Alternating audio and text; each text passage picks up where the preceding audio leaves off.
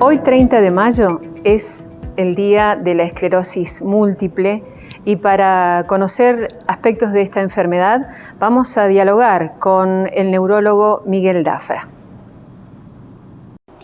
¿En qué consiste esta enfermedad? Bueno, es una enfermedad que afecta al sistema nervioso central. Está catalogada dentro de las enfermedades raras. ¿Por qué? Porque tiene una muy baja incidencia en la población.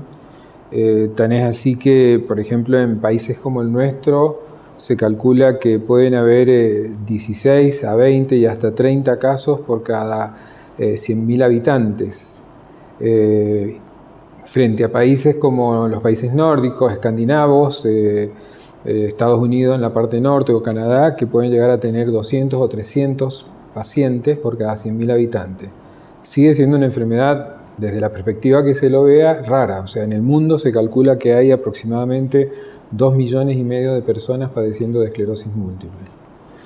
Y es una enfermedad de causa incierta, pero de un mecanismo inmunológico. O sea, lo que se enferma en realidad es la inmunidad del paciente, que desconoce a ciertas estructuras del sistema nervioso central, en principio la mielina, por eso se la clasifica dentro de las enfermedades desmielinizantes, y luego afecta a los axones, a las neuronas, a las células de sostén, de manera que en un paciente con esclerosis múltiple de muy larga evolución llega por supuesto a una atrofia de todo el cerebro, con una claudicación de todas las funciones, motoras, sensitivas, sensoriales, incluyendo la parte cognitiva. O sea que un paciente de larga evolución, estamos hablando de 20 o 30 años de evolución, puede llegar incluso a una demencia que se llama de tipo subcortical. Pero es una enfermedad inmune o autoinmune, o sea, error de la inmunidad del individuo que desencadena un ataque a las propias estructuras de su sistema nervioso. Bien. ¿Y cómo se llega al diagnóstico? El diagnóstico se llega básicamente por los síntomas. No hay esclerosis múltiple sin síntomas. Y los síntomas son, la mayoría de las veces, muy claros, muy categóricos. La mitad de la gente que padece de esclerosis múltiple debuta con un déficit motor. O sea, una torpeza en un brazo, una torpeza en una pierna, o en un brazo y una pierna, o en las dos piernas, o en los dos brazos y las dos piernas. O sea, que puede ser una monoparesia, una hemiparesia, una paraparesia si son las dos piernas, o una cuadriparesia, o sea, quedar paralizado del cuello hacia abajo, ¿no? O sea, la mitad de los pacientes, insisto, debutan, o sea, su primera entrada en la enfermedad lo hacen a través de un déficit motor que es llamativo. ¿Por qué es llamativo? Bueno, porque se instala en horas o días, no es como el déficit motor de un ACV. En el ACV, en el stroke, el déficit es de ahora para enseguida. O sea, el paciente está sano y en el minuto siguiente está muy enfermo. En la esclerosis no, sobre todo en lo motor, empieza a enfermarse, digamos, desde lo motor en horas o días. Tan es así que si uno mide el tiempo en la demora a la consulta, porque salvo, digamos, casos excepcionalmente llamativos, que son los que toman la médula cervical y que dan una cuadriparesia, en el resto de los pacientes les da como un tiempo para pensar, razonar, sacar conclusiones erróneas, la mayoría de las veces achacándole su déficit a otras cosas, ¿no? Pero en general, como toma una población joven, en general esa población joven que está en un sentimiento o en un sentido óptimo de salud, ese déficit, aunque sea un tanto tardío, 1 o 2 semanas, pero lo lleva a la consulta. Es poco probable que pase un brote motor, brote se le llama al ataque, ¿cierto? Que pase desapercibido. Sí puede pasar desapercibido para el médico, sobre todo, un ataque que debute, que es lo que le sigue estadísticamente en frecuencia, con síntomas sensitivos, que puede ser una sensación de adormecimiento de un brazo, de otro brazo, de la cara, de las piernas también, o armónico de brazo y pierna, o cara, brazo, pierna. Sensación de adormecimiento, como puede ocurrir, insisto, también en el stroke. En este caso, en el stroke, en el ACV, es de ahora para enseguida. En el caso de la esclerosis también se va instalando en días, puede llegar a durar 30 días o más. O sea que nosotros siempre decimos, la persistencia de un síntoma tiene que llevar necesariamente a la consulta pensando en un problema de tipo desmielinizante. Claro, una persona tiene este síntoma, después Sí. se le pasa, lo olvida tal vez y le vuelve otra vez. Tiempo Entonces, después, porque son enfermedades de ida y vuelta, esto, o sea, Claro. la mayoría de las veces la forma más común es la que se llama de brotes y remisiones, o sea, ataca y se queda como en los cuarteles de invierno, ¿no? O sea, para ahí la enfermedad, pero siempre el brote, de lo que fuere, motor o sensitivo o sensorial, dura más de 24 horas. O sea, el déficit tiene por definición que durar más de 24 horas y en general la peoría, o sea, el empeoramiento, se da dentro de los primeros 30 días. Después de los 30 días el paciente puede quedar estabilizado en un déficit, o sea, en una cierta discapacidad, o estar siempre mejor que los días anteriores, porque si persiste la progresión, estamos ante lo que se llama forma progresiva de la enfermedad, que es una forma bastante antipática, porque los tratamientos no son tan eficaces y el problema de esta enfermedad es que es discapacitante. O sea, siempre decimos nosotros cuando enseñamos esta patología que es una enfermedad que en general no mata al paciente, o sea, tiene baja tasa de mortalidad, pero alta tasa de discapacidad. O sea, es una enfermedad muy discapacitante. Lo era mucho más 20 años atrás, cuando no teníamos el arsenal terapéutico que tenemos hoy en día. Siempre partimos de la base de que es una enfermedad no curable. De todos modos, siempre aclaramos que ninguna enfermedad neurológica se cura. Eso es desvalorizante para la gente y para nosotros como especialistas. O sea, apenas lo que hacemos los neurólogos es acompañar al paciente mejorando síntomas. Por ejemplo, en una epilepsia. En una epilepsia tratamos al paciente sintomáticamente, evitando o tratando de evitar la siguiente crisis. Pero no lo curamos al paciente. Mejorar la calidad de vida sería. Le mejoramos la calidad de vida a través de mejorar síntomas. En la esclerosis es la única de todas las enfermedades no curable, pero donde se ha podido avanzar un poco más y es la única enfermedad, grupo dentro del universo de las enfermedades neurológicas, que tiene lo que se llama tratamiento modificador de enfermedad. Esto se hace con drogas, cuya historia empieza en el año 94-95, que drogas que actúan inteligentemente modificando la inmunidad del paciente, tratando de evitar el siguiente brote, con lo cual, al disminuir la cantidad de brote y la intensidad del brote, un punto final, lo que se llama endpoint en ciencia, es evitar la discapacidad mayor. Pero no le estamos evitando ni que se enferme, ni le estamos dando un seguro, firmando un seguro de que su enfermedad va a ser muy benigna. Claramente sí, globalmente, si consideramos miles de pacientes que han estado bajo este tratamiento y comparamos con miles de pacientes antes de que aparecieran estas drogas, claramente los pacientes actuales tienen menos discapacidad. Bien. Esa es la realidad.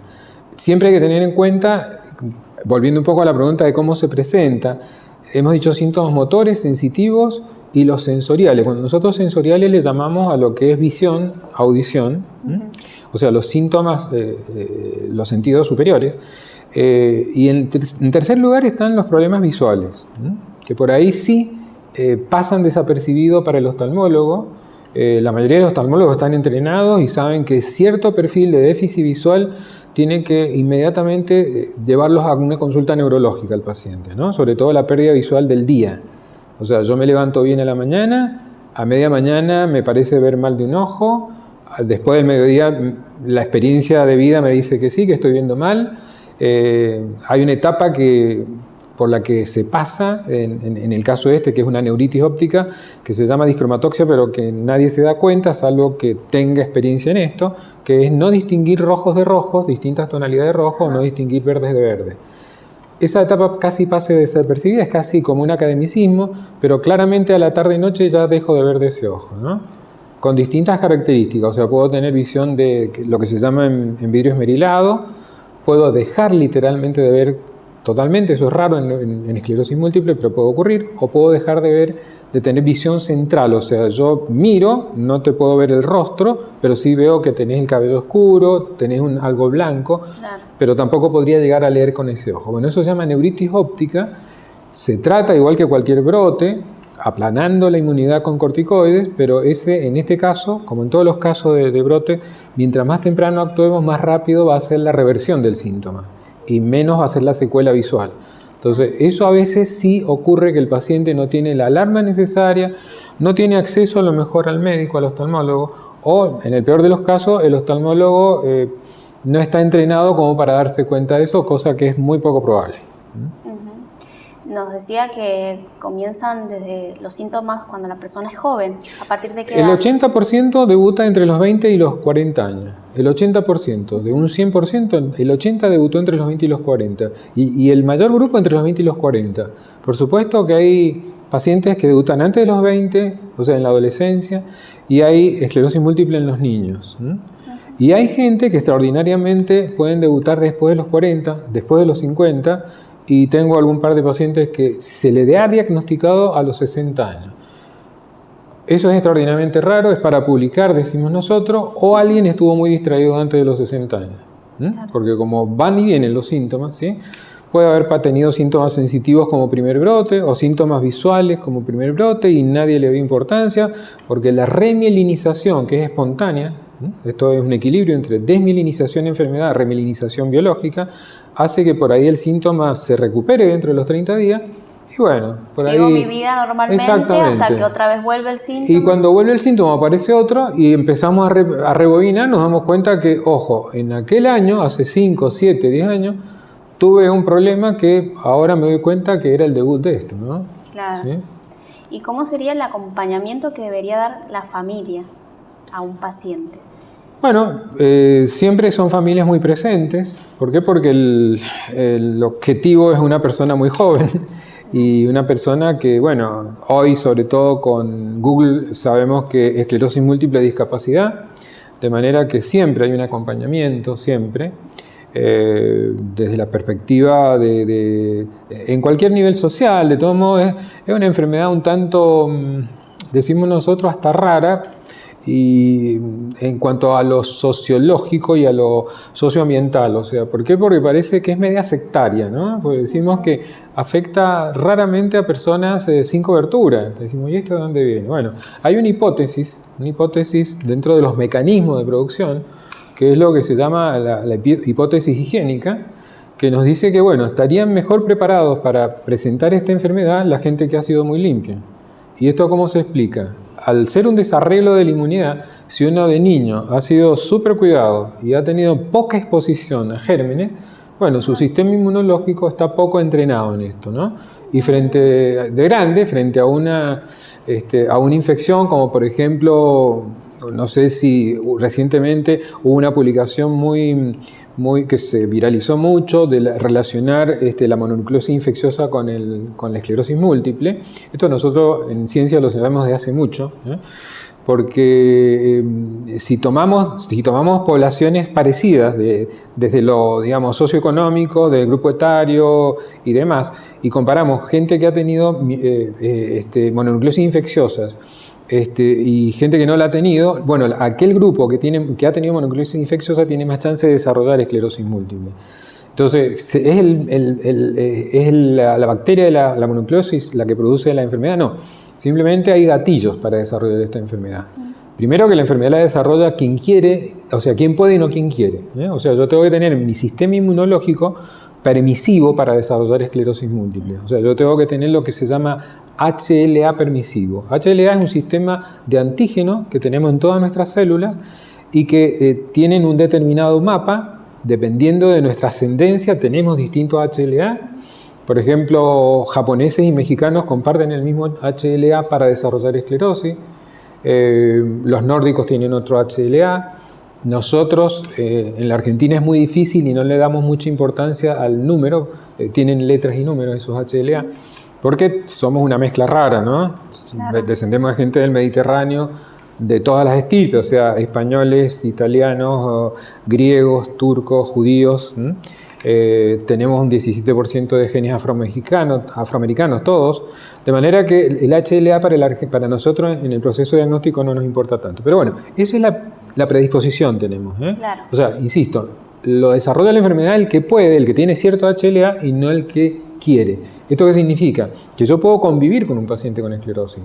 Puedo compartir vasos, puedo compartir cama, puedo transfundirme. O sea, no es transmisible porque no es provocada por nada. O sea, es un fenómeno inmunológico que me lo está permitiendo tener mi HLA determinado. Claro, no se contagia. No se contagia en absoluto. Sí, hay ciertos factores que dentro de mi HLA, si yo puedo tener el HLA determinante y no desarrollar la enfermedad, ¿por qué? Porque tempranamente me expuse al sol. Por eso los países nórdicos no tienen mucha esclerosis múltiple comparados con nosotros, porque tienen muy poca exposición al sol. Por lo tanto, tienen vitamina D muy baja. Y entonces, nosotros que tenemos alta irradiación al sol, tenemos mucho menos chance de desarrollarla, aún teniendo el HLA. Eso es un factor, digamos, de riesgo, ¿no? La baja exposición al sol, baja vitamina D. Entonces, en cualquier paciente con esclerosis, de alguna manera nosotros estamos muy al día con eso de determinarle la vitamina D en sangre. Otros factores de riesgo, por ejemplo, es la obesidad en adolescentes. Esto es una cosa que ya se sabe, es contundente, sobre todo en chicas, en el género femenino. El tabaco, otro factor predisponente. Y además agravante de la progresión, o sea, si yo tengo un paciente con esclerosis que fuma y uno que no fuma, el que fuma seguro va a tener peor historia, más discapacitante. De manera que hay, digamos, sobre una base de predisposición, hay otros factores medioambientales que pueden llegar a desarrollar el gatillo, ser el gatillo, como por ejemplo la infección por mononucleosis infecciosa, el virus de Epstein-Barr. Entonces, ¿qué hace la familia? La familia acompaña. La familia acompaña. Otra cosa no puede hacer porque, bueno, una vez que está desarrollada, hoy, insisto, tenemos tratamientos modificadores de enfermedad que siempre de alguna manera pretendemos que tengan la cobertura social que tengan que tener. De manera que el 60-70% de los pacientes tienen una cobertura social de algún tipo, o prepaga o obra social, y si no, bueno, el Estado también brinda soporte a través de un equipo que está en el Hospital Central, que de alguna manera también, demora más, demora menos, está presente con la provisión de fármacos, ¿no? Los fármacos tienen el 100% de cobertura porque son remedios carísimos, estamos hablando de remedios del orden de los 500-600 mil pesos por mes, mínimos, y además que no es como 2 meses, 3 meses, no, es permanente, o sea, ¿hasta cuándo? Y bueno, por ahí el paciente llega a los 60 años y en el mundo nos preguntamos si llegó el momento de sacar el remedio. ¿Y quién se anima? Nadie se anima a sacar el remedio, sobre todo si el paciente ha venido respondiendo adecuadamente, ¿no? Bueno, doctor, muchas gracias. No, por favor.